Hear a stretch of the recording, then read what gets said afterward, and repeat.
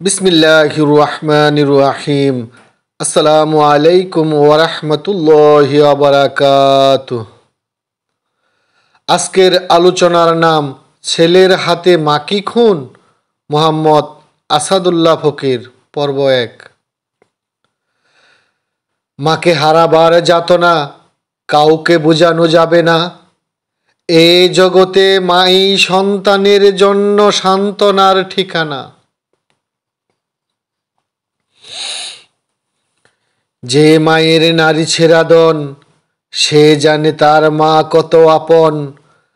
মায়ের ভালোবাসার উপমা নাই, যতই ভালো আত্মীয় স্বজন।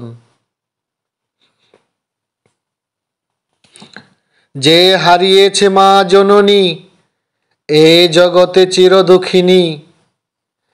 মায়ের অভাব পূরণ করবে এমন কেউ দ্বিতীয় হয়নি। মায়ের আঁচল সন্তানের সুখের নীর, যার তুলনা হয় না। প্রতিটি সন্তানের জন্য মা হলো জান্নাতে যাবার ঠিকানা। সেই মা যদি হয় নিজ সন্তানের হাতে হত্যা, বিশ্বাস হয় না কারো, মনে হয় তদন্তের ব্যর্থতা। এমনই হয়েছে এক মায়ের ছেলে সাদ এর সাথে।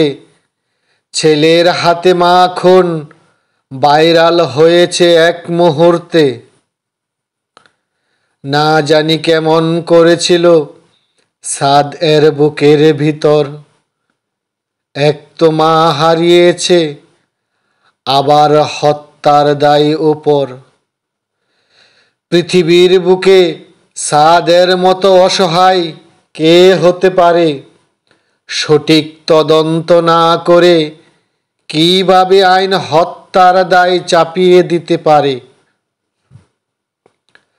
কত মানুষের অভিশাপ যে তার উপর পড়েছিল, সেই অভিশাপ সাদ এর জন্য দোয়া হয়ে গেল।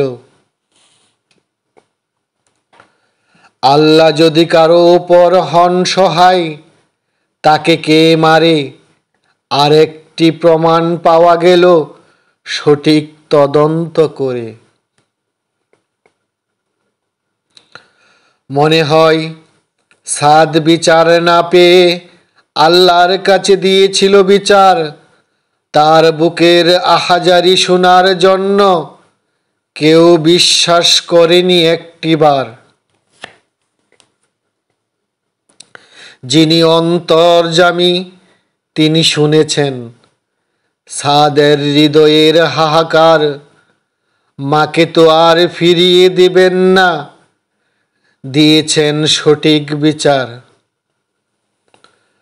সাদের সাথে যা হলো, আইনের প্রতি মানুষের আস্থা থাকবে না।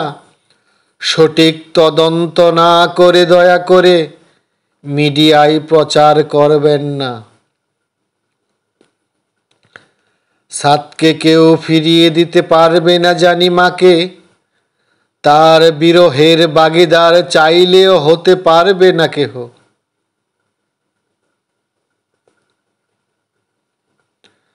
ভাই তোমার প্রতি আল্লাহ সহায় হোক সারাটি জীবন। মাকে তোমার পড়বে মনে যখন, আল্লাহকে স্মরণ করিও তখন। তিনি দিয়েছে তোমায় সঠিক বিচার, তার কাছেই সকল সান্ত্বনা।